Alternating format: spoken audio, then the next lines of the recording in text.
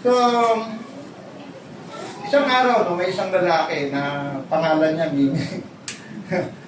Mahilig ito sa matamis. Alam naman natin, tayo nga, tayo mahilig sa matamis, sa candy, sa ice cream. No?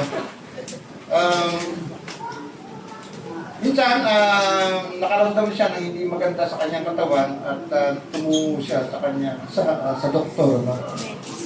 So, sinabi sa kanya ng doktor, kung gusto mong lumakas at maging malusog muli, ay kailangan mong bawasan yung pagkain ng matamis.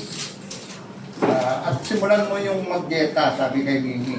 So hindi ito madali para kay Mimi, no? Pero alam niya, para sa kanyang ikabubuti, kailangan niyang talikuran yung kanyang dating gawin, yung pagkain ng matatamis at bawasan na ito. No?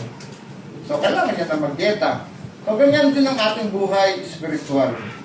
Gusto nating sundan ang Panginoong Yesus, pero hindi natin gustong isuko yung ating sariling kagustuhan. Yan ang problema ng Kristiyano.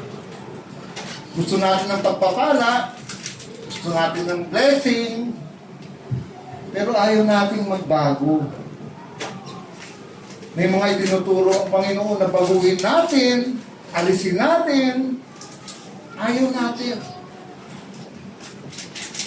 So, malinaw no? Dito sa ating pag-aaralan. Sabi diyan, kung sino man ang ibig sumunod sa akin, ay tumanggi sa kanyang sarili at pasanin ang kanyang krus araw-araw at sumunod sa akin.